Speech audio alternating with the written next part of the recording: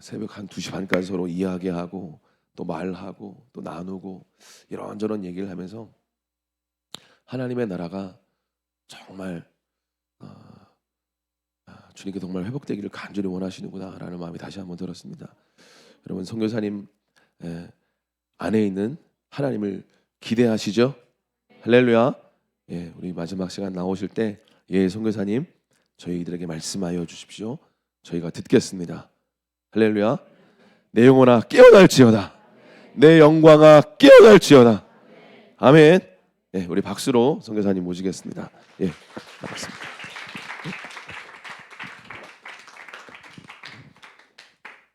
2번 드릴게요.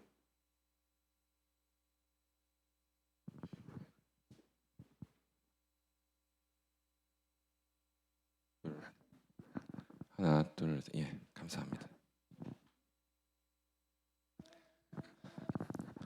심히 피곤해요.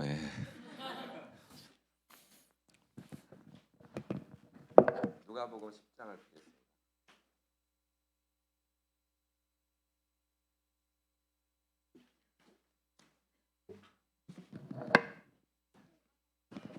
누가복음 10장 38절에서 42절까지. 누가복음 10장 38절에서 42절. 마이크가 안 됐나 보네. 좀 기다리겠습니다.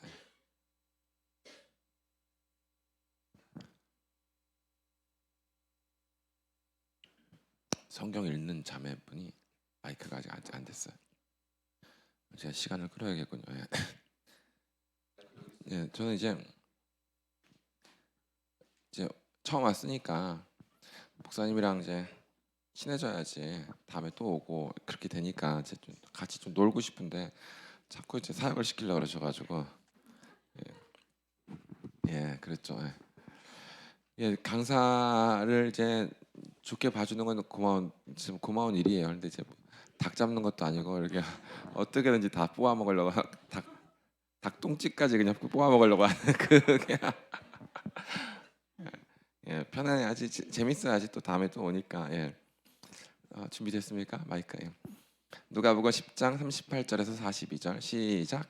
그들이 길 갈 때에 예수께서 한 마을에 들어가시매 마르다라 이름하는 한 여자가 자기 집으로 영접하더라.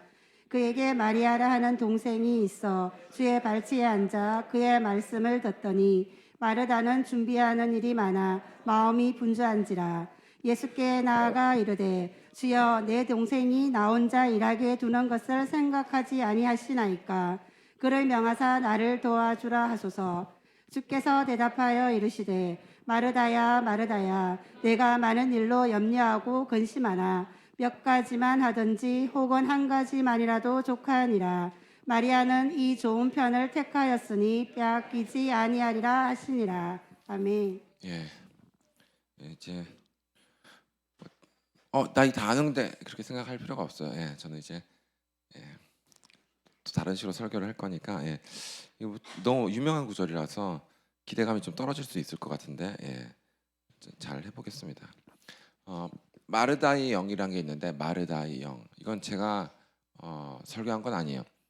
우리 교회에 오셨던 더크로스 처치의 박진영 목사님이 저보다 젊은데 마르다의 영이라는 제목으로 1시간 정도 설교를 하셨는데 그걸 제가 짧게 한 2-3분 내로 잠깐 이야기를 하고 지나가겠습니다. 내가 깨달은 게 아니야 이거는. 마르다의 영은 나 혼자 일하고 있다는 생각. 마르다의 영을 가진 사람은 교회에서 봉사하면서 식당이든지 뭘 봉사하면서 나 혼자 일하고 있다.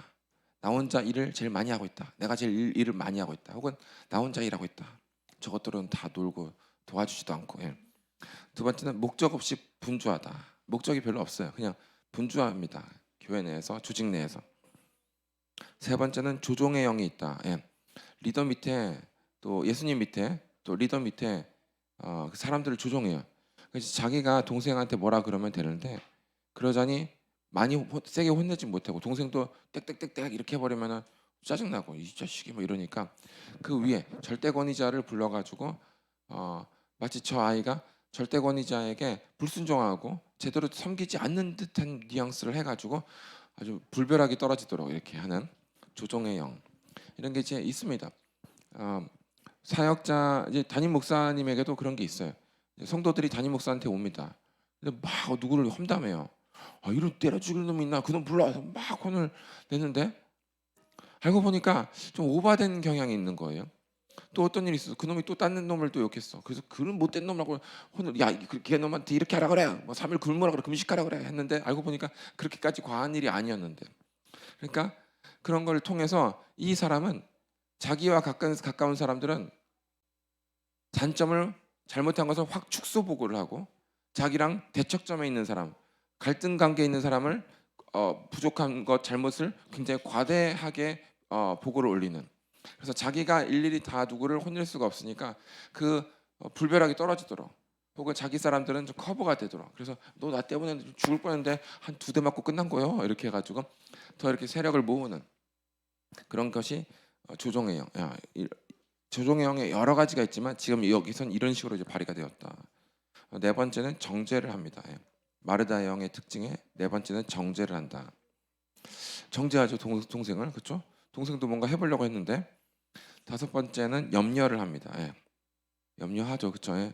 너는 뭐 네가 많은 일로 염려하고 근심하나 뭐 이랬어요. 예수님께서. 그래서 다섯 번째가 염려고 여섯 번째는 근심이다. 말씀에서 은혜 받은 것으로 사역해야 열매가 있고 안 지치는데 일꾼들 중에서 봉사 헌신 사역 열매가 예배를 인도하고 막 이렇게 막 해요. 기도하고 찬양하고 해요. 그런데 말씀에 큰 은혜를 받지 못하는 사람들이 있는데 그러면은 이제 결국 떨어져 나간다. 여기까지가 이제 그 근심까지가 이제 그분의 설교고 제가 이제 추가한 거예요. 예를 들어 이런 겁니다. 다른 건 열심히 해. 기도랑 봉사랑 뭐 헌신은 다 열심히 해요. 정말 그것만 보면 대단한 일꾼 같아요. 근데 설교를 할 때 말씀 듣는 태도를 보면은 그만큼 은혜를 못 받아요. 이 정도 일꾼이면 이 정도로 은혜를 받아야 되는데 이 정도로 은혜를 받는 거예요. 그러면은 그 사람은 자기 열심으로, 자기 의욕으로, 자기 명예로, 자기 의로 열심히 하는 자기 그냥 열심 스타일, 성품적으로 혹은 드러내고 싶어서 아니면 분위기가 막 으쌰으쌰하니까 나도 재밌어가지고 하는 결국은 이 사람들이 탈이 나게 되고 결국 이 사람들이 불만 세력이 될 수밖에 없다. 그래서 말씀을 선포할 때 말씀에 쫙쫙 빨려 들어와야 됩니다. 정말 목사님 정말 은혜 받았습니다. 말은 정말 휘황찬란한데 말씀을 듣는 태도에서 그 눈에서 말씀을 쫙쫙 막 그냥 막 급하게 쫙쫙 빨아들이는 그런 태도가 돼 있지 않는 사람들은 그냥 과하게 지금 헌신하고 과하게 봉사하고 있는 거예요. 너는 그 수준이 아닌데 네가 그냥 오버하고 있는 거야. 네 성품에서 오버하고 있고 분위기 때문에 오버하고 있고 네 과욕 때문에 오버하고 있는 거야. 넌 나중에 빨간불 들어와 문제가 생겨. 그렇게 볼 수가 있는 사람이라는 거죠. 말씀에 은혜 받는 것이 성도들은 뭐하고 봉사하고 헌신하고 좋습니다. 그런데 성도들이 가장 열심히 잘해야 되는 것은 말씀에 은혜 받는 겁니다. 그래서 제가 이 설교를 만들게 됐어요. 이것도 약간 계시적인 설교인데 첫 번째는 서서 듣는 자가 있다. 서서 듣는 자. 오늘 이제 그 앞에 건 마르다의 영은 이제 건너뛰고 그건 내 설교가 아니니까 서서 듣는 자 누구냐면 마르다 같은 사람입니다. 일하면서 듣습니다. 설교를 일하면서 들어요. 전심으로 들어야 심령에 새겨지는데 그냥 서서 듣는 거예요. 다른 일을 하면서 듣는 거예요. 다른 것을 만지면서 다른 걸 주보나 핸드폰을 만지작 거리면서 혹은 그런 게 없어도 다른 생각을 하면서 정말 많아요. 한국교회 설교하면요 다 꼼지락꼼지락 말씀을 안 듣습니다. 자기가 지금 강사라서 나는 강사라서 지금 뭐 설교할 거 지금 뭐 체크를 하는 거지 그것도 아닌데도 자기가 다른 일로 분주한 거예요. 핸드폰을 안 만지고 주보를 안 만져도 생각이 지금 딴 데가 있습니다. 뭐 집안일 뭐 끝나고 나서 뭐 할지 이런 생각을 하는 거예요. 혹은 이거 아는 말씀인데 이 구절 뭐 뻔하잖아 이거. 내가 어떻게 할지도 모르면서 그냥 대충 이 구절 뭐 유명한 구절이니까 이런 설교 많이 들어봤지 그냥 다 아는 말씀인데 이런 식으로 그러니까 전심으로 들을 수가 없는 거죠 지금. 그런 사람들이 많다. 이런 사람들은 절대 좋은 리더가 될 수가 없다라는 겁니다. 아멘. 부사역자들 중에서 전도사들도 있고 앞으로 사역자들도 신학교 갈 사람들도 많고 주회종할 사람들도 많은데 그런데 자기가 열심히 연구하면 말씀을 연구하면 좋은 설교자가 될 수 있을 것 같아요. 주석 보고 다른 설교 듣고 뭐 짜집기 해가지고 하면 좋은 설교자가 될 수 있을 것 같지만 하나님께서 이런 종들에게 이런 일꾼들에게 절대 귀한 말씀과 계시를 주지 않으신다. 머리에서 짜낸 설교, 공부한 설교, 뭐 어디 막 조합한 설교 이런 건 할 수 있어도 기름 부음 있는 설교의 종은 될 수가 없다라는 겁니다. 아멘입니까? 여러분이 평신도지만 이 교회가 부흥하려면 결국 평신도가 나가서 말씀을 전해야 돼요. 결국 평신도들이 구역을 다 인도하고 예배를 다 하고 집례를 하고 집례까지 아니더라도 뭘 다 해야 됩니다. 그런 때가 와요. 그런데 그때 말씀이 같은 평신도 같은 집사인데 같은 성도고 같은 장로고 같은 권사인데 어떤 사람의 메시지는 깊어요. 그냥 기름 부음이 들어갑니다. 기름 부음이 정말 기도 많이 하면 기름 부음이 들어가죠. 근데 거기서 플러스 계시가 들어오는 건 또 틀린 영역이에요. 계시는 베일이라서 베일이 그냥 가려진 베일에 쌓였다. 그런데 이제 그게 리빌, 그 베일이 젖혀진. 그래서 정말 몰랐다. 어제까지는 몰랐고 연구해서 알 수가 없는 거. 너도 모르고 나도 모르고 나도 진짜 몰랐는데 갑자기 어느 순간 다운로드가 되듯이 이 설교 한 편이 그냥 퉁 떨어져 버리는 그런 설교자, 그런 말씀, 입을 열면 그런 메시지가 나와야 되는데 그런 메시지가 아니야. 네가 그냥 연구하면 될 것 같아. 조합하면 될 것 같아. 뭐 어디서 막 뒤적뒤적거리면 될 것 같아. 그런 걸로는 안 된다. 그런 거는 홍수입니다. 그런 말씀은 홍수예요. 전 세계에 널려 있는 게 그런 말씀이에요. 예. 그런 말씀이 어디서 나오느냐? 서서 말씀을 듣는 자의 성도들이 그런 사역자들의 입에서 나오는 겁니다. 서서 말씀을 듣는 거예요. 만지작거리고 다른 생각을 하고 전심으로 듣지 않는 거예요. 이게 전심으로 들어야지 그냥 심령에 팍팍팍팍 새겨지는데 그러지 않는 겁니다. 말씀이 쫙쫙 빨려 들어가는 눈빛이 아니야. 그냥 다른 거 먹을 때나 놀 때는 눈빛이 반짝반짝거리는데 어떻게 신기하게 설교만 하면 눈빛이 그냥 죽은 동태 눈깔처럼 그냥 흐리멍텅해집니다. 정말 많아요. 정말 여기는 없을 것 같아요. 전 세계에 널렸습니다. 모든 교회 가서 설교하면 다 그래요. 반 이상 그래요. 60% 70% 그래요. 진짜 말씀을 쫙쫙 빨아들이는 건 10% 20%도 안 됩니다. 많이 쳐줘야 30% 40% 될까 말까예요. 정말 뛰어난 교회, 정말 열심히 있는 교회, 정말 깨어 있는 교회 30, 40%그 앉은 회 중에서 그 정도밖에 안 됩니다. 웃겨야 되는데 남의 교회에서 혼내려고 하는 거예요. 내가 지금 다음에 안 부를라. 예. 다른 설교를 또 하려고 한 몇 가지를 놓고 이제 했는데 처음 오는 설교니까, 처음 오는 교회니까 내 교회 상황을 모르잖아요. 그래서 결국 이거 마지막에 오늘 아침에인가 어제 저녁에 자기 전에 결정을 했습니다. 근데 우리 사모한테 어떻게 했으면 좋겠냐가 사모가 마리아 해주세요. 그런데 이제 우리 오전사도 마리아 해주세요 이러더라고요. 그래서 그래 마리아 해보자 이렇게. 그래서 목사님께서 정말 원하셨고 요청하셨던 하나님의 지팡이를 잡아라 그 설교 정말 계시적인데 못했어요. 어찌할꼬 책을 보낼 테니 완판을 시켜주시길 부탁드립니다. 10박스 보내버려야지. 다른 교회는 그 책이 귀해서 5번 읽게 하고 독후감도 써서 내게 했었어요. 정말 그 책이 탁월한 책입니다. 지 책을 탁월하대 세상에. 내 책이 아니에요. 그냥 연구에서 된 게 아니라 그 책 전체가 퉁 왔어요. 두 번째, 앉아서 듣는 자. 첫 번째는 서서 듣는 마르다가 있고 두 번째는 앉아서 듣는 사람입니다. 뭐 앉아서 듣지 그러면 자빠져서 들을까? 앉아서 들어. 앉아서 들어. 일반적인 성도들은 다 앉아서 듣습니다. 근데 대부분의 성도들은 이렇게 하는데 이것이 정상인 줄 아는데요. 사실은 그렇지 않습니다. 이슬람 사원에 가면 의자가 없어요. 어떻게 신한테 가는데 의자가 필요한가? 다 엎어줍니다. 그리고 부흥이 있는 장소에는 보면은 의자가 부족해가지고 다 바닥에 앉아버려. 그냥 이렇게 앉는 게 아니라 바닥에 앉아버리든지 무릎 꿇고 앉아버려요. 여러분들은 그냥 일반적으로 이게 익숙하니까 이렇게 앉아서 말씀을 듣는 것 같지만 예수님은 이렇게 앉아서 듣는 성도들에게도 귀한 것을 맡기지 않으신다. 정말 놀라운 거예요. 이렇게 앉아서 말씀을 듣고 이렇게 앉아서 뭘 묵상하고 하면 하나님께서 정말 귀한 메시지를 주고 계시를 쑥쑥 집어넣을 것 같지만 절대 그러지 않는다. 전 세계 다 앉아서 듣는데 그러면 다 계시가 임하게? 기름 부으면 다 임할 수 있겠죠. 뜨겁고 뭐 예배가 이러면 좀 묻겠지. 그래서 설교가 좀 메시지가 좀 뜨겁고 더 기름 부음이 있고 막 심령이 뜨거워지겠지. 그런데 정말 너도 모르고 나도 몰랐던 게 진짜 갑자기 쑥 나온다는 거, 계시적인 거, 그것은 이렇게 앉아서 듣는 사람들에게 임하지 않는다. 그럼 어떻게 들어야 되냐? 세 번째, 무릎 꿇고 듣는 자가 있습니다. 무릎 꿇고 듣는 자. 서서 듣는 자는 마르다예요. 앉아서 듣는 자는 일반 성도입니다. 무릎 꿇고 듣는 자는 마리아예요. 누가복음 10장입니까? 10장 39절. 지금 아까 읽었던 거예요. 지금 무슨 구절 했는지도 몰라서. 10장 39절. 다시 읽어주세요. 10장 39절. 시작. 그에게 마리아라 하는 동생이 있어 주의 발치에 앉아 그의 말씀을 듣더니. 아멘. 현대인의 정서상 잘 들으세요. 현대인의 정서상 이렇게 설교를 듣는다? 이 좀 이상해 보이긴 하는데 전혀 이상한 게 아니에요. 저는 예전에 설교할 때 기도회 때 한 요거 반만한 요런 방, 요거 반보다 좀 적은, 여기서 강대상 빼면 이 정도 되겠다. 작은 방에 70명씩 우리가 앉아서 따닥따닥 예배를 드리고 매일 저녁마다 했는데 그러면 자리가 없습니다. 요거보다 작아요 사실은. 다 무릎 꿇고 앉아야 돼요. 다리 펴고 앉아서 들을 수가 없어요.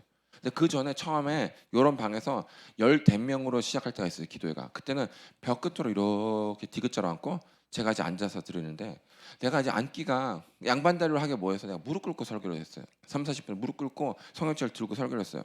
내가 무릎 꿇었으니까 높이가 애들보다 약간 높죠. 키도 애들보다 크니까 필리핀 사람보다 약간 높은 상태가 됐어요. 근데 이게 10대명이 사람들이 많아서 한 줄, 두 줄, 세 줄 중간에 이렇게 하다가 나중에 빽빽빽해져가지고 막 촘촘하게 앉았을 때는 내가 뒤에 인간들이 보이지가 않아가지고 어쩔 수 없이 의자를 놓고 애들 다 무릎 꿇은 상태에서 제가 의자를 앉아가지고 플라스틱 의자에 앉아서 설교를 했었는데 제가 무릎 꿇고 설교를 했어요. 애들도 마찬가지입니다. 애들도 무릎 꿇고도 앉았어요. 이렇게 해야지 좀 예. 뭐 애들이 이제 아이 컨택이 되고 이렇게 했었어요.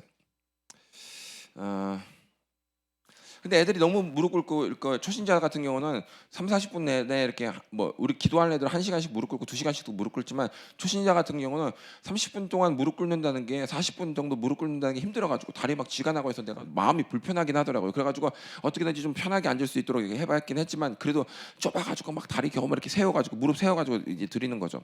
그런데 근데 어떤 효과가 있었던 거예요. 어떤 효과가 있냐면 애들이 무릎을 꿇으면서 영과 혼과 육은 이게 분리된 것 같지만 서로 연결돼 있고 또 분리되어 있어가지고 몸이 겸손한 태도를 취하면요 혼이 겸손해집니다. 예를 들어 오늘 제가 반바지 입고 오는 거랑 이렇게 정장을 주일에 입고 오는 거랑 제 마음가짐이 좀 틀릴 수밖에 없어요. 그렇죠? 그래서 주일에는 예복을 입으라고 하는 거예요. 여러분 인생에서 가장 중요한, 가장 소중한 옷을 입으라고 하는 게 그래서 그렇습니다. 왜냐하면 그걸 입는 순간 여러분 마음이 좀 소중한 마음으로 바뀌면서 주님한테 올 수밖에 없기 때문에. 그렇죠? 영혼력이 연결되어 있다. 아멘? 그래서 여러분 마음이 겸손하지가 않아요. 와, 어떻게 그런 말 할 수 있냐? 겸손하면 뭘 하나님께서 크게 썼겠지 벌써. 아이씨, 그렇게까지 말하다니 강사가 마지막 날 기분 좋게 끝낼 것이지. 거의 모든 사람이 교만합니다. 대한민국 사람들 거의 교만할 수밖에 없어요. 여러분 우리 대한민국이 세계에서 7번째, 8번째로 잘 살아요. 잘 사는 놈이 교만해질까? 못 사는 놈이 교만해질까? 잘 사는 놈이 교만해질 가능성이 더 많죠. 그럼 우리나라 사람들은 전 세계에서 7번째로 교만해질 가능성이 많은 거예요. 실제로 교만해요. 왜냐하면 어떻게 교만할 줄 아냐? 일본이 세계 2위였습니다 한때. 근데 우리는 전 세계에서 일본 무시하는 건 우리밖에 없어요. 중국이 어마어마해요. 전 세계에서 중국 무시하는 건 우리밖에 없습니다. 떼놈이라고 쪽발려고 그래서 그 둘을 동시에 무시하는 건 우리밖에 없어요. 역시 대단해요. 그런데 우리나라 잘 살았냐? 아니요. 10위권 저 밑이었는데 그래. 우리 그냥 다 무시해요. 일단은 저 미국 놈 새끼들만 하고 다 어디 새끼들이 막 이렇게 다 무시해요. 진짜. 예. 그래가지고 조금 잘 봐주면 그 양반 그 양반이라니 뭐 자기보다 10살 20살 많은데 그 양반이 막 그런 식의 우리 다 기본적으로 누굴 무시하는 경향이 있어요. 그래서 이 민족이 쓰임 받는 건 뜨거워서 쓰임 받고 간절해서 쓰임 받는 거지 겸손해서 그 마이너스가 많이 처먹은 거예요. 사실은 그 마이너스까지 안 했으면 굉장히 크게 쓰임 받았을 텐데 100을 쓰임 받을 걸 중간에 30을 쳐서 그냥 없애버린 거예요. 예. 사람이 아무리 겸손하려고 해도 교만해질 수밖에 없어요. 예. 막 겸손하게 계속 기도해서 겸손해졌어. 드디어 겸손해졌다. 내가 진짜 겸손이 임하였구나 하면서 교만한 놈들 하면서 자기도 겸손 단계 와서 또 교만해져. 겸손의 단계 못 이뤘다고. 그러니까 뭘 해도 이게 교만이 쉽게 싹틀 수밖에 없어요. 그래서 어떻게 할 것인가? 아까 말했던 것처럼 영혼육이 연결되어 있기 때문에 여러분 마음은 교만한데 몸이 겸손한 태도로 무릎을 꿇거나 엎드려 있으면은 그 마음이 그냥 그 태도로 살짝 들어가요. 그래서 지금 말씀을 이렇게 내가 지금 한번 의자를 다 치우고 다리 꼬고 한번 앉아보세요. 퍼질러 가지고 하면 그때부터는 막 저 자식이 강사야 하면서 막 다리 꼬고 이렇게 앉을 거예요. 그런데 이렇게 앉는 건 또 틀린데 의자를 싹 다 치우고 무릎을 꿇게 해서 딱 여기서 다 무릎을 따닥따닥 무릎 꿇게 들으면요 마음이 갑자기 내 앞에서 윤필립 앞에서 겸손하지 않아도 하나님 말씀 앞에 더 마음이 미어지고 동이고 겸손해질 수밖에 없어요. 아멘입니까 여러분? 사진이 없는데 가끔 제가 1년에 한두 번 정도 큰 이제 목회자 세미나를 우리 팀들 다 모아서 하는데 그때 제가 설교는 이렇게 하지만 강의는 앉아서 합니다. 책상에 큰 거 갖다 놓고 의자에 앉아요. 애들도 다 의자가 있죠. 의자랑 책상이 있죠. 우리 책상 긴 거 해놓고 하거든요. 왜냐면 이제 노트를 해야 되니까 필기를. 근데 제가 한 타임은 이 설교를 가끔씩 한 2번 세미나 할 때 이거 한 번 하는데 그때 제가 다 올라와라 이렇게 해요. 다 올라와라. 그래서 여기 다 올라옵니다. 다 올라와서 다 무릎을 꿇어요. 다닥다닥. 이거보다 한 2배 정도 되는 강대상에 한 70명이 한 80명이 다닥다닥. 그 조금만 이렇게 다리 펴고 이러면 한 뒷놈이 자빠져요. 절벽으로. 강대상이 높거든. 이거 다 2배, 3배 정도 되거든요. 그래가지고 그렇게 따닥따닥 하고 제가 설교를 해요. 그러면 난 저기 보고 설교하는 게 아니에요. 없으니까 아무도. 이렇게 보고 설교를 합니다. 그때 한국 목사님들, 한국 세교회에서 17명의 사역자들이 왔어요. 제가 이렇게 근데 뭐 너무 신기해서 사진도 막 찍었어요. 제가 이렇게 설교하면서 이렇게 보면서 설교합니다. 그렇게. 그런데 애들이 눈빛이 더 초롱초롱해질 수밖에 없어요. 더 갈급해져요. 저 말씀을 먹지 않으면 내가 죽는구나. 저 말씀을 먹어야지 내가 해갈이 되고 저 말씀을 먹지 않으면 내가 아사가 되는구나. 저 말씀만이 나를 살릴 수 있구나라는 표정으로 저기서 앉았을 때는 약간 동태 눈깔도 여기서 반짝반짝거리고 저기서 반짝거리면 여기서 불타올라요. 그러면서 말씀만 쫙쫙 빨아먹는 게 아니라 하나님 말씀에 향한 그 자세가 정말 겸손해질 수밖에 없어요. 그리고 그 메시지를 선포하는 주의 종 얼마나 귀하게 보겠습니까? 예, 가끔씩 그래요. 가끔씩 그냥 다 치워버리고 목사님 책상 의자 앉아서 다리 딱 꽂고 설교를 해보세요. 다 무릎을 꿇어라 이놈들아 해가지고. 신명기 33장 3절입니다. 신명기 33장 3절. 성경 구절은 요거만 읽을 거예요. 신명기 33장. 잘했습니다. 시작. 여호와께서 백성을 사랑하시나니 모든 성도가 그의 수중에 있으며 주의 발 아래에 앉아서 주의 말씀을 받는도다. 아멘. 여기서 성경에서 영어로는 at your feet they all bow down. 그냥 주의 발 아래에 앉아서가 아니라 주의 바로 발치에 그냥 딱 붙어가지고 그냥 거기서 엎드려 버린 거예요. 그러니까 지금 이 영어 성경도 지금 누가복음도 마찬가지입니다. At Jesus' feet. 그러니까 절 보세요. 주님의 발치라는 것은 더 이상 네 번째가 이겁니다. 가까이 겸손이에요. 가까이 겸손. 네 번째가 어떻게 말씀을 듣냐? 무릎 꿇고 세 번째고 네 번째는 가까이 겸손입니다. 보세요. 더 이상 가까이 갈 수 없을 정도로 가까이 간 거예요. 더 가까이 하면 지금 주님의 발끝이 지금 다 한 거예요. 지금 무릎이랑. 더 오면 아야야 발 지금 발톱 찍혀 지금 절로 가. 할 정도로 더 이상 가까이 발등에 올라오려고 네 무릎을 찍으려고 할 정도로 가까이 온 거예요. 더 낮아질 수 없을 정도로 낮아졌어요. 그냥 내가 의자가 있고 의자 하나 있겠습니까? 그 집에? 의자가 하나 있으면 그 건너편에 의자가 있던지 옆에 의자가 있던지 하겠죠. 소파면 이렇게 있고 뭐 테이블 있으면 이렇게 의자가 있겠죠. 그럼 거기 앉아. 내가 설교하니까 똑같이 아이 컨택하면서 들으면 되잖아. 편안하게. 차 같은 거 갖다 놓고. 근데 굳이 여기 무릎 꿇겠다는 거예요. 왜냐면 이렇게 말씀을 들을 수가 없다는 거예요. 자기가 마음이 너무 간절해가지고 자기 무릎을 꿇어야겠다는 거예요. 앉아도 되는데 무릎을 꿇어서 더 가까이 갈 수 없을 정도로 가까이, 더 낮아질 수 없을 정도로 낮아서 그렇게 말씀을 듣고 싶다는 거예요. 그때 말씀이 쭉쭉 들어갑니다. 다 들어갑니다, 진짜. 이렇게 하면 마음이 절절히 녹아내립니다.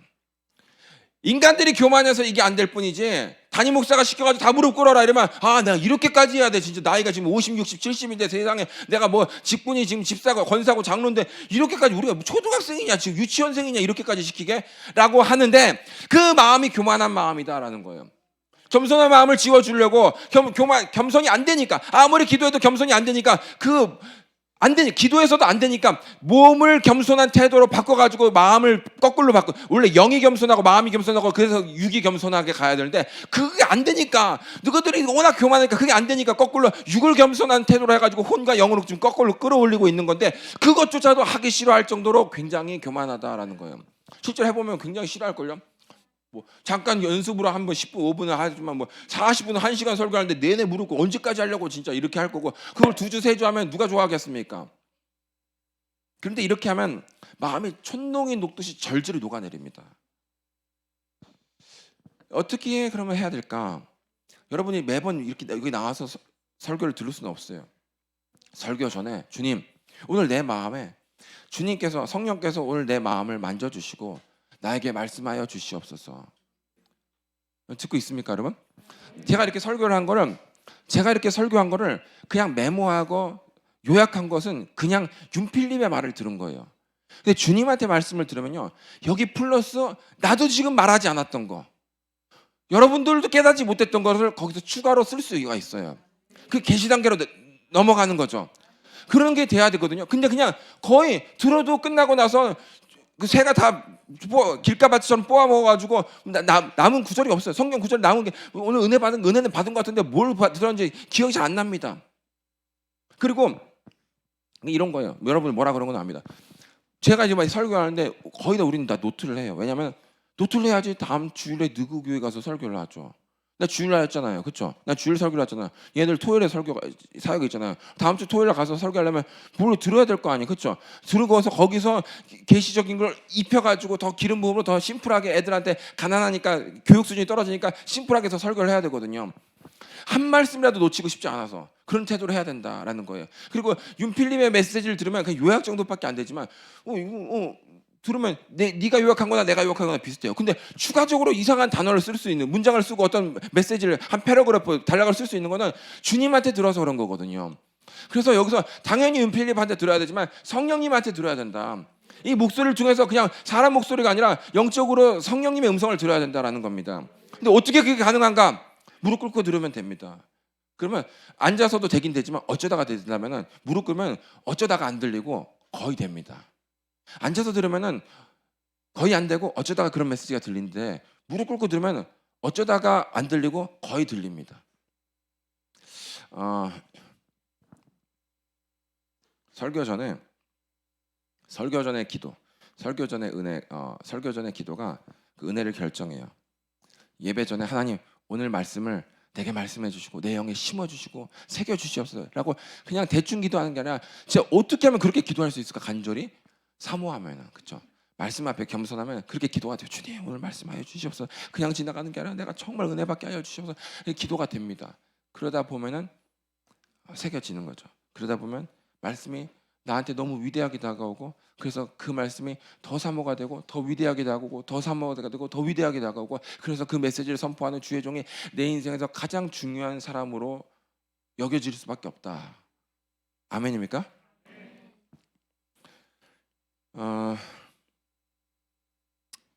설교를 통해서 내 말을 못 들은 것은 하나님께 들은 게 아니기 때문에 사실은 허탕이다. 자, 다섯 번째입니다. 네 번째까지만 있다면, 네 번째까지 듣는 자의 태도는 끝나고 다섯 번째 다른 이야기를 하고 싶어요. 마리아만 과감한 헌신을 했다 이야기를 하고 싶어요. 자, 보세요. 1년 된 수입이에요. 그 나중에 옷값 향을 깨뜨리잖아요, 그렇죠? 300데나리온이라고 그랬어요. 나드향인데 그 조그만 병이 있어요. 병을 팔아요. 이만한 병을 팔아요. 300데나리온만큼의 나드향이 담긴 호리병 같은 걸 팔아요. 그걸 나중에 결혼할 때 뭐 할 때 이제 깨서 쓰는 겁니다.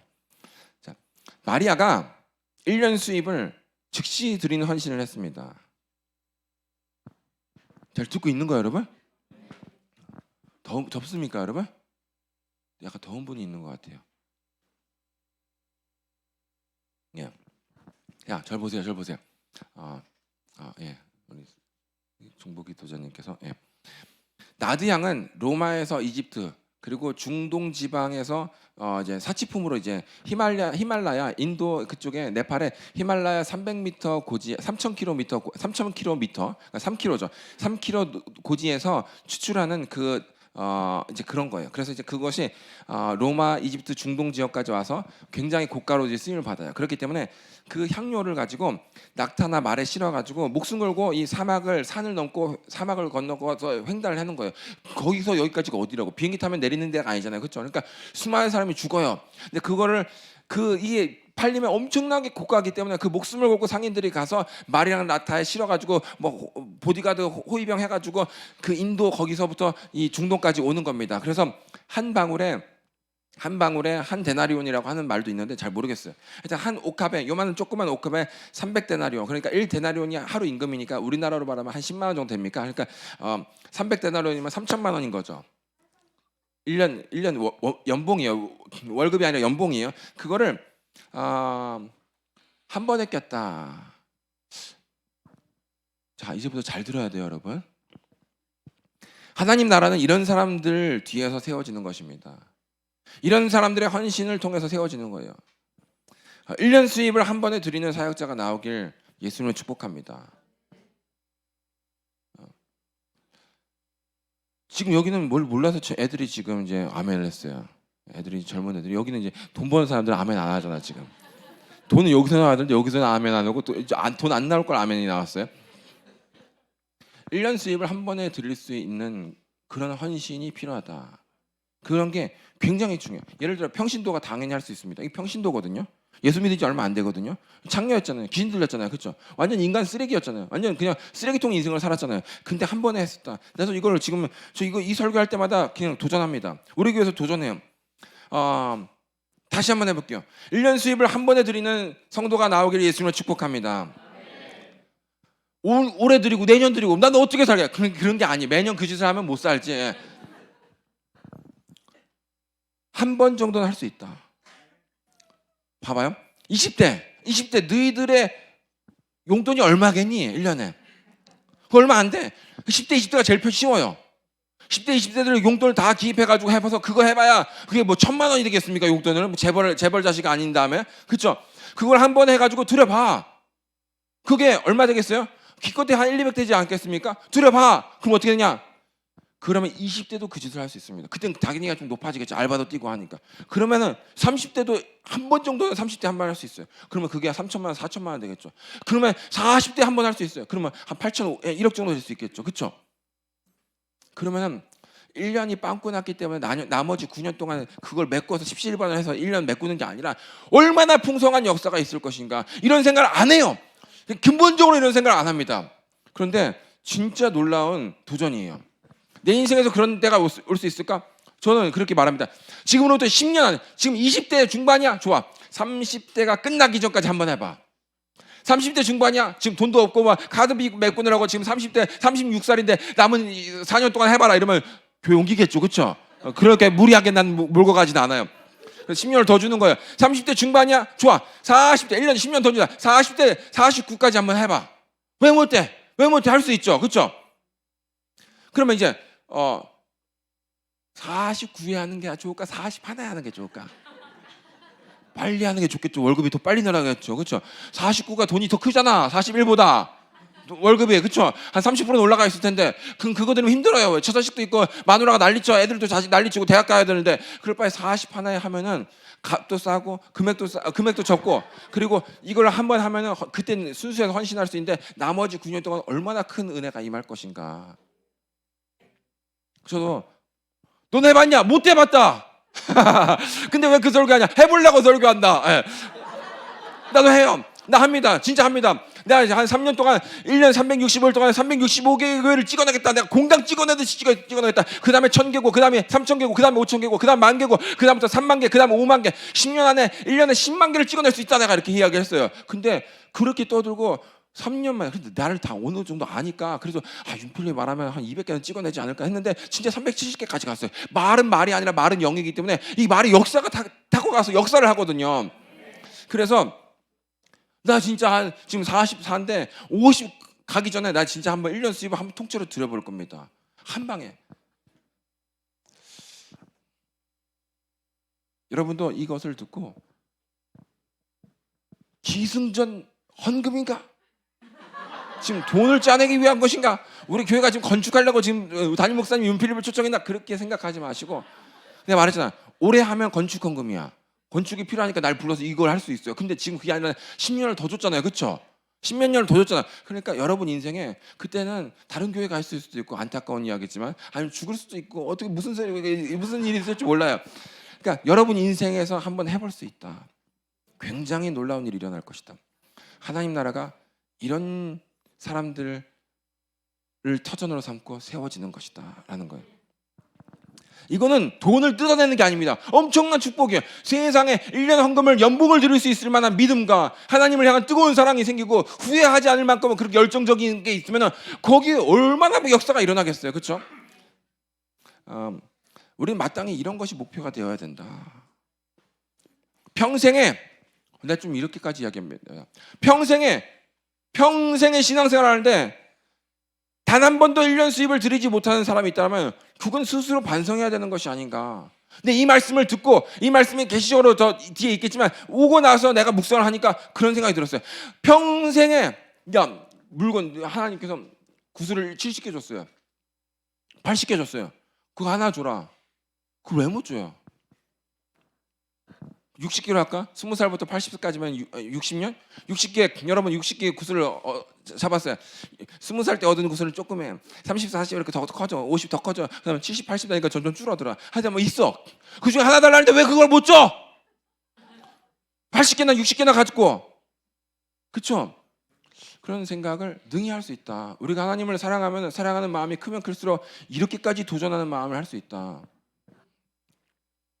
나를 뛰어넘는 헌신, 나를 뛰어넘는 드림으로 저 너머의 세계, beyond the world, 저 너머의 세계를 경험해야 돼. 과연 내가 첫 열매라서 월급을 한 번 드린 거 말고 11조만 드리고 있었는데 과연 내가 죽음을 통째로 드린다면, 보세요. 주일날 왔어요. 1급을 드렸어요. 일당을 10만 원이에요. 그것도 센 것 같아. 근데 일당을 드린 사람이 주급을 한번 드려볼 수 있지 않을까요? 한 50만 원 정도? 그렇죠? 주님, 내가 뭐 매번 할 수는 없지만 내가 한번, 내가 30대 한 번 정도, 2022년하고 2023년하고 2023년 매번 하는 게 아니고 30대 한 번 정도 주급 한번 드려봅니다. 이런 사람이 그 다음 월급 한번 드려볼 수 있겠죠. 월급 드린 사람이 분기봉 한번 드려볼까? 연봉 한번 드려볼까? 할 수 있겠죠. 평생에 왜 못해? 그러면 그거를 생각해 봐야 돼.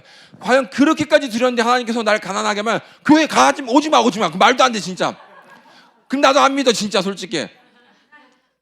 그렇게 깨작드리고 깨작받고 깨작드리고 깨작받고 깨작 하는 그 수준을 넘어서 1년치를 탁 모아서 드렸을 때 과연 우리 풍성하신 하나님께서 하늘을 진동하셔서 어떻게 하실지를 우리가 경험할 필요가 있다. 그래도 안 되면 그때부터는 11조 오고 팍팍 줄여요. 안 되니까 그냥 해봐야 안 돼. 해봤잖아. 그러니까 팍팍 줄여. 11조 말은 11조 봉투 했지만 사실은 뭐 3%만 드리고 해 그냥. 왜 안 되는데 어떻게 그거를, 그렇죠? 목사로도 안 하겠다. 자, 좀 벗어야겠어요.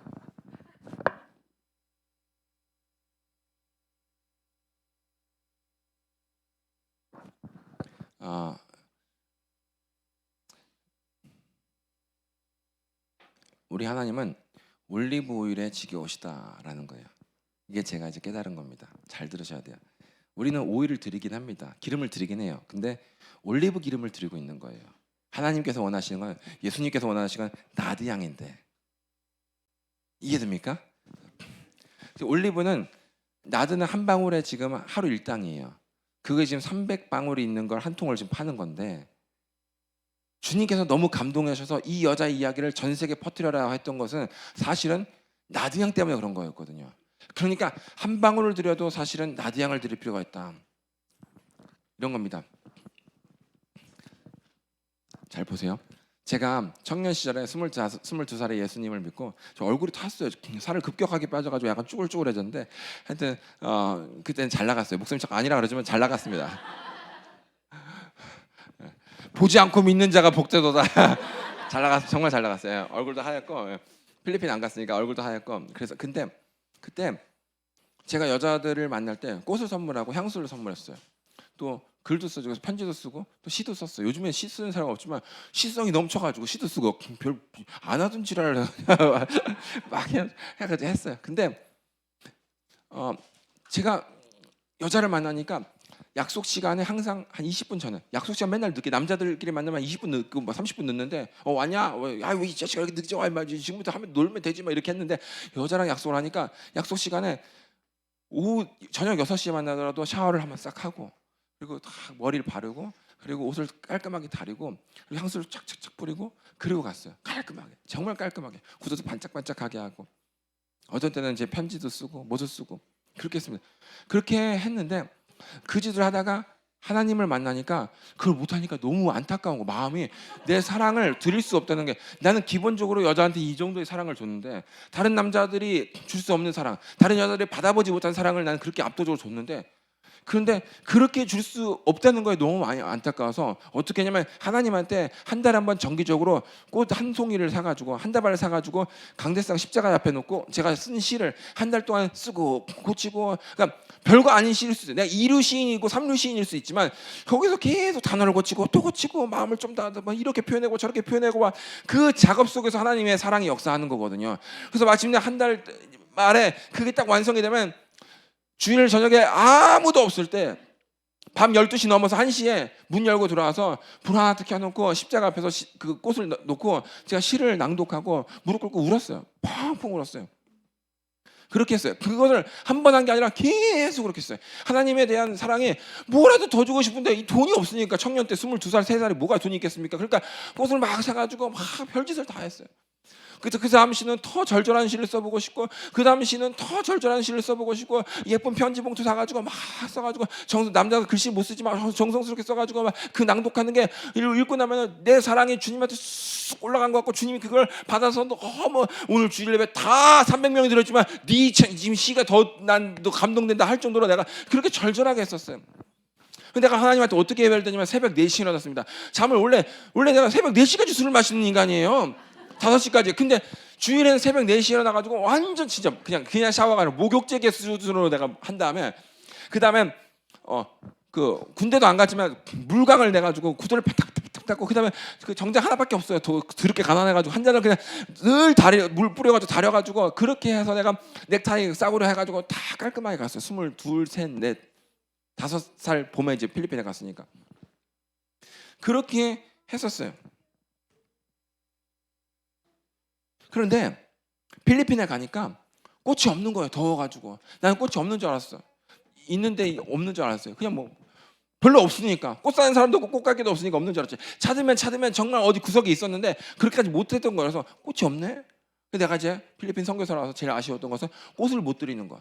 11조는 신권이 없으니까, 필리핀에 신권이 없으니까 그냥 그나마 있던 돈 중에서 제일 깨끗한 거 해가지고 그 물에 약간 뭐 퐁퐁 같은 거 살짝 해가지고 돈을 띄우면은 그 깨끗하게 때가 벗겨지면 그 뿌릅니다. 그걸 가지고 화장실 가서 부드러운 이제 타월 같은 걸로 싹싹 문지르면 아주 반짝반짝 깨끗하게 돼요. 그걸 가지고 놓고 손수건을 덮어가지고 다리미로 싹 다리면 그냥 빳빳한 종이 돼요. 그걸 이제 담아가지고 주일 동안 기다려가지고 기도 제목 쓰고 이름 써가지고 주일에 헌금을 하고 했었어. 내가 이제 신권이 없으니까 그 짓을 하더라고. 옛날에는 신권이 있으니까 우리나라 은행에 금요일 가서 신권 다 바꾸면 됐는데 그게 안 됐던 거예요. 그래서 아무도 안 가르쳐준 내가 그 짓을 했어요.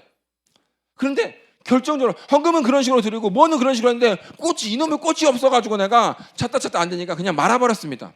그런데 어느 날 주례를 내가 이제 젊은 날부터 뭐 29부터 주례를 보지 않았겠습니까? 내 성도들이 있으니까. 근데 주례를 하는데 우리 성도들 가난해서 꽃을 살 형편이 안 되는데 한 커플이 돈이 좀 있어가지고 꽃을 정말 우리 교회에서 안 하고 어디 빌려가지고 정말 기가 막히게 되는 거예요. 너무 아름다워. 그래서 야 이거 한 7, 8년 만에 꽃을 보는 것 같아. 이렇게 아름다운 꽃은 내가 옛날에. 근데 주례가 신경이 안 써지고 결혼식도 내 눈에 안 들어도 결혼식 끝나고 뭐 먹는 것도 눈에 안 들어. 이놈 꽃이 막 눈이 벌렁벌렁거려가지고 저거 어떻게 가져가야 되는데 빨리 어떻게 가져가야 되는데 하나만 주면 좋을 텐데 막 이랬어요.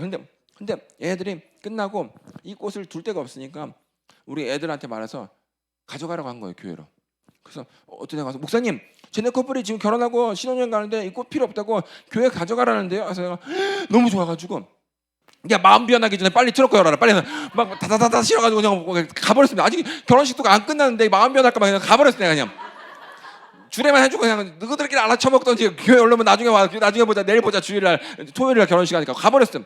그러니까 얼마나 주일이 기다려지겠습니까? 주일날 돼가지고 그냥 아침 일찍 왔어요. 주일날. 그래서 사찰 집사님한테 꽃을 이렇게 이제 좌우 대칭으로 균형적으로 쫙 깔끔하게 이렇게 데코레이션하고, 그는 이제 전체를 했지만 여기 강대상만 할 거니까 깔끔하게 하고 앞에 좀 해봐라 해가지고 깔끔하게 하고 꽃잎을 좀 꽃잎은 이제 꽃다발 같은 거는 꽃잎이 떨어지니까 그거를 어차피 떨어지고 이제 화분이 아니니까 그거 꽃잎을 떼가지고 여기 앞에다가 빨간색, 노란색, 흰색 탁탁탁 해가지고 정말 예쁘게 했어요.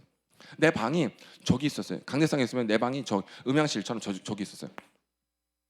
저기 방에 칸막이를 이제 책상 위에 큰 책상이니까 칸막이를 이렇게 해가지고 앉으면 여기까지 이렇게 돼서 안 보여요. 저기 저 끝에서 내가 설교 준비를 하는데 너무 마음이 좋은 거예요. 그래서 아까 저기서 봤던 걸 생각나서 딱 설교하다 일어나가지고 야 너무 이쁘다, 너무 좋다. 내가 이렇게 좋으니 하나님 얼마나 좋아하실까. 뭐 이제 다시 또 앉아서 설교 준비해야지. 이렇게 볼 때가 아니야지. 설교 망치면 아무 기분도 꽃은 있어도 기분 더러워서 설교 준비하는데 또 마음이 너무 기분 좋아서 야 오늘 조명도 기가 막히다 진짜 세상에 너무 좋다 하면서 다시 앉아서 설교 준비했어. 하나님 내가 이렇게 좋으니 하나님 얼마나 좋아하실까 막 했어요. 로맨티스거든요. 막 근데 그 로맨틱이 옛날에 그 하나님과 꽃 피웠던 그 사랑이 절절하게 생각나가지고 다시 세 번째는 다 일어나서 진짜 좋다. 봐도 좋다.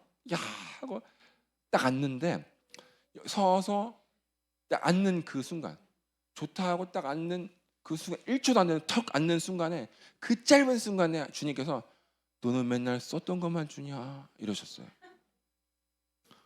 철수하고 나서 그 말씀이 중간에 왔다가 딱 앉았기 때문에 앉아서 멍했어. 내가 선교사라서 가난해가지고 뭐 어디 헌 거 쓴 거 있으면 그거 좀 버릴 거예요. 그럼 주세요. 가서 교회 다 쟁여놨던 그런 것들을 하나님께서 기억하셨구나. 내가 요즘 돈이 없고 형편이 없다는 것 때문에 썼던 것만 줬다는 것을 중고를 저가에 사온 거를 주는 것을 주님께서 말씀하신 거예요. 그래서 앉아가지고 너는 썼던 것만 주냐. 그런데 일어나서 그 꽃을 볼 용기가 안 나더라고요.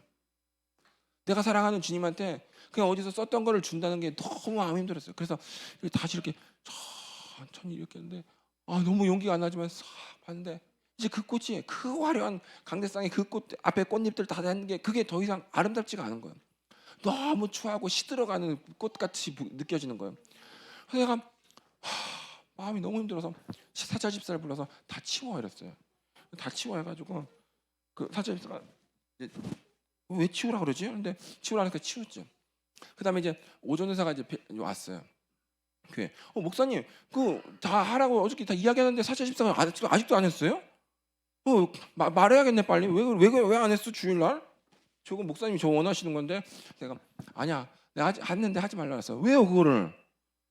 하나님께서 너는 항상 썼던 것만 주는구나라고 말씀하셨어요. 그러니까 오전서 가만히 듣고 보니 진짜 주님의 음성 같은 거예요. 그러다가 우리 사모가 좀 이따 이제 교회 왔어요. 사모가 사찰집사가 안 했어요 저거? 왜 안 했대 저거? 목사님이 하라 그랬는데 그래서 가만 내가 하지 말라 그랬어. 치우라 그랬어. 왜요? 하나님께서 너는 맨날 썼던 것만 주는구나 하셨어. 사모도 하다가 이제 그리고 이제 아무것도 없이 예배를 드리게 됐어요. 그래서 제가 깨달은 것은 이것입니다. 아무리 휘황찬란한 화분들을 다 갖다 놔더라도 누구에게 드리고 가져와서 주님한테 드리는 건 의미가 없다. 아무에게도 드려보지 않은 꽃 한 송이, 장미꽃 한 송이, 그거 누구에게도 드려보지 않았던 그것을 주님께서 원하신다라는 것을 깨달았어요. 그러니까 온 교회를 꽃밭으로 천지를 만들어도 소용이 없다. 누구한테 줬고 이놈한테 주고 저놈한테 주고 그래서 마지막에 온 건 소용이 없다는 거예요. 주님은. 그게 비즈니스 관계라면 돈을 많이 했구나 기분 좋을 텐데 우리는 비즈니스 관계가 아니라 우리는 사랑의 관계이기 때문에 누구한테 주고 나한테 돌아온 것은 아무 나한테 의미가 없다. 그냥 누구한테도 바쳐지지 않고 누구한테도 드려지지 않았던 꽃 한 송이가 오히려 내 마음을 더 울리게 한다라는 것을 깨달았어요. 그래서 깨달은 것은 이런 거예요. 하나님은 올리브 향에 올리브 오일에 지겨우시다. 그리고 나서 제가 이제 나중에 이 설교를 준비하다가 깨달았던 거예요. 주님께서 너희는 항상 나드만 쓰고 나한테는 올리브만 주는구나. 네 새끼랑 네 와이프랑 네 부모한테는 항상 좋은 거 쓰고 나한테는 좀 급 떨어지는 걸로 주는구나. 세상을 사랑할수록 올리브를 주님한테 드리고 나들을 지네들이 갖게 돼 있어요. 하나님을 사랑할수록 나들을 주님한테 드리고 올리브를 자기네들이 갖게 돼 있어요. 올리브 양을 사람들이 주일날 헌금 봉투에 담아서 주렁주렁 가져오고 헌신도 하고 다 올리브입니다. 여러분들이 하고 있는 그 찬양과 여러분이 하고 있는 헌신과 여러분이 하고 있는 헌금은 늘상 드리는 수준의 그 헌금들, 늘상 드리는 수준의 기도들, 늘상 하는 헌신 수준의 헌신들, 이게 다 올리브인 거예요. 하나님은 주님이 그러신 거예요. 나는 올리브가 지겹다. 내 집이 올리브 밭이냐? 천지사방에 올리브다. 한 방울이라도 좋으니까 가끔이라도 좋으니까 한 방울이라도 좋으니까 아무에게도 드려보지 못하는 그런 수준의 나드 양 한 방울이라도 나한테 줘봐라. 야, 한 방울이면 여러 방울이면 내가 붓겠지만 한 방울 내가 찍게 여기다 찍게 이런 데다 찍게 내가 한 방울이라도 줘봐라. 라고 말씀하신다라는 거예요. 하나님은 올리브 향에 지겨우시다. 코가 막힐 것 같아. 이 올리브 여러분 생선이 줬다도 맨날 그 생선 고등어를 계속 주면 한 달 정도 한 주나 두 주 되면 그 냄새만 맡아도 이제 물리고 지겹습니다. 그렇죠? 주님은 전 세계에서 수십억이 주님한테 오는데 다 올리브만 가지고 주님 올리브 가져왔습니다. 자 주니까 받아야지 뭐 어쩔 거야 뭐 다 갖다 붓는 거예요. 와 메스껍다. 누가 나드 양을 조금이라도 하나 못 가져오냐? 그럼 내가 그거라도 이렇게 손에 찍어서 그 냄새를 맡으면서 내 코라도 콧구멍이라도 뚫어보게. 주님께서 그러신다. 잘 듣고 있습니까, 여러분? 자, 그렇다면 누가 나드를 드릴 수 있는가? 올리브는 그냥 10,000원에 철렁철렁 이렇게 있는 거고 나드는 한 방울에 하루 임금인데 누가 과연 나드를 드릴 수 있을 것인가? 나드 한 방울이면 일당을 드리는 거예요. 나드 7방울이면 주급을 드리는 거예요. 나드 30방울이면 이만큼 정도 되겠죠. 30방울이면 그건 월급을 드리는 거예요. 누가 그런 헌신을 할 수 있는가? 헌금만 말하는 게 아니에요. 전 돈만 말하는 게 아닙니다. 마음을 말하는 거잖아요. 지금 그렇죠? 기도도 마찬가지입니다. 그냥 늘상 하는 식의 기도. 그러면 지겨운 거예요. 주님께서. 누가 나들을 드릴 수 있는가? 말씀을 가까이 겸손히 듣는 사람이라는 겁니다. 오늘 설교에 의하면 나사로는 죽었다 살아났습니다. 오빠는 마르다는 주님을 섬겼던 사람이에요. 그런데 제일 헌신을 많이 할 것 같은 사람은 누구일 것 같아요? 나사로겠지. 죽었다 살아났으니까. 그것도 3일 만에. 잠깐 숨이 멎었다가 의사가 사망 판정 냈는데 갑자기 컬럭 해가지고 하는 게 아니라 완전 끝난 거잖아요. 냄새까지 났잖아요. 그렇죠? 그냥 냄새가 나서 그냥 집어넣어서 그냥 붕대로 감았잖아요. 근데 그게 나와서 걸어 다닐 정도면은 이 사람이 지금 어디 연계는 지금 갔다 왔을 거 아니에요. 지금 부고 갔을 거 아니에요. 그럼 이 사람이 나드 한 병이 아니라 2병, 3병이 다 드릴 법한데 실제로는 기적을 체험한 사람이 은혜를 체험하고 신유를 체험한 사람이 복을 체험한 사람이 그렇게 과격한 헌신을 하는 게 아니라 하나님 말씀을 at Jesus feet 더 이상 가까이 갈 수 없을 정도로 가까이 주님한테 더 이상 낮아질 수 없을 정도로 낮아진 상태에서 말씀을 듣는 사람이 절절하게 촛농이 녹는처럼 막 쫙쫙 끌어다니는 그 사람에게 이런 역사를 일으킬 수 있는 힘의 원동력이 나온다라는 겁니다. 눈으로 봤을 때 이놈이 더 은혜 받은 것 같고 이놈이 더 축복 받은 것 같고 이놈이 더 쓰임 받은 것 같고 이놈을 더 하나님께서 지원해 주신 것 같은데 여기서 헌신은 다 올라와요. 왜? 말씀 듣는 태도가 틀리기 때문에. 그래서 말씀 듣는 게 그 사람의 그 인생을 결정합니다. 그냥 막 진짜 지금도 막 말씀이 그냥 쫙쫙 빨아들이는 사람이 있는가 보면 그냥 무슨 소리인지는 알겠는데 눈이 흐리멍텅한 사람들은 사실은 하나님께서 그만한 헌신을 여러분한테 원하지 않기 때문에 그런 눈을 허락하신 거예요. 내가 너한테 그런 헌신을 원한다. 내가 너한테 그런 사랑을 원한다. 내가 너한테 그런 진한 것을 원한다 하면은 벌써 하나님께서 마음을 막 후벼 파가지고 눈에서 막 벌써 틀리거든요. 하나님도 원해요. 그래, 너지. 네가 그렇게 말씀을 듣고 있지. 난 너한테서 원해. 이놈이 아니야. 그래서 정말 이것이 중요하다라는 겁니다.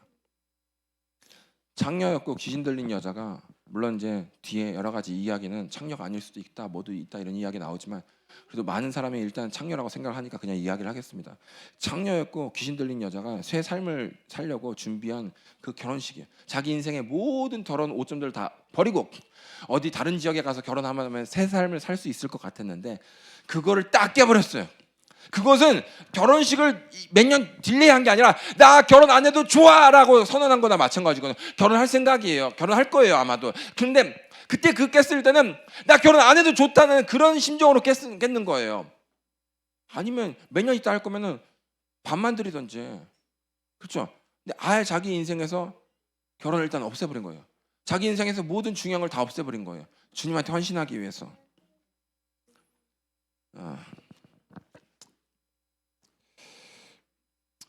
짧게 다른 이야기 좀 하고 끝내겠습니다. 배운 것을 가르쳐야지 제자입니다. 여러분, 제자 없으면 제자 아니다. 시작. 주님의 제자라 그러는데 제자는 너 가서 가르치고 훈련시키라는 거잖아요. 그렇죠? 가서 제자 삼아라. 그러니까 제자가 될 사람은 제자가 있어야 돼요. 그러니까 여러분은 주님의 진정한 제자라면 그걸 어떻게 할 수 있는가? 나 제자반 공부했는데, 나 이수했는데, 나 졸업장 땄는데, 나 뭐 훈련 거쳤는데, 그게 아니라 주님의 제자는 네 뒤에 한 사람이 있어야지 그게 제자가 될 수 있는 거예요. 주님, 전 주님의 제자입니다. 그거 어떻게 하는데? 보세요, 나랑 똑같은 놈이 생겼잖아. 내가 가는 길을 그대로 걷고 있는 놈이 있잖아요. 그럴 때 주님의 진짜 제자가 될 수 있다. 여러분은 주님의 제자입니까? 그러면 여러분 밑에 한 사람이 혹은 두 사람이 혹은 세 사람이 여러분을 따라가고 지금 배우고 있어요. 여러분 훈련시키고 기도하고 이렇게 하는 게 있습니까? 다 그렇게 해야 된다라는 거예요. 자, 오늘 말씀은 간단해요. 여러분이 정말 하나님을 사랑한다면 나도양을 들어봐라. 하나님은 여러분 손에 들려있는 올리브가 지겨우시다. 솔직히 지겨우시다.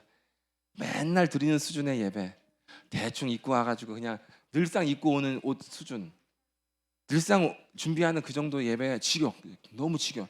여러분 내가 여러분 뭐 좋아해요? 돼지고기 좋아해요? 뭐 좋아해요? 그걸 한 달 동안 입에 넣어볼까요? 그냥 다른 반찬도 없이 그냥 오바이트 하고 싶을 거예요. 가져오는 놈을 때리고 싶을지도 몰라.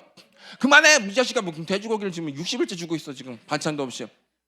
그거랑 마찬가지예요. 주님 입에 계속 나도만 집어넣으면, 올리브만 집어넣으면 주님이 너무 부담스러워 우리가. 자, 이제 기도 좀 할까요, 여러분?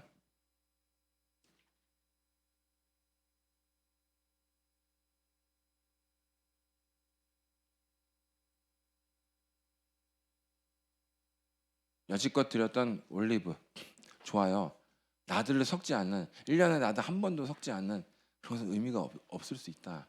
그래서 오늘 이거를 회개하면서 여러분이 했던 찬양들, 오늘 그냥 솔직히 내가 모르지만 이렇게 물어봐요. 금요일 찬양이나 토요일 찬양이나 주일 찬양이나 뭐가 틀렸어? 하면 비슷한 것 같은데? 그러니까 그게 올리브를 계속 하고 있었다는 거예요. 찬양 드리지 그러면 어떻게 하려고? 똑같이 앞에 나오고 몇 명 나오고 뒤에 찬양하고 똑같이 하지.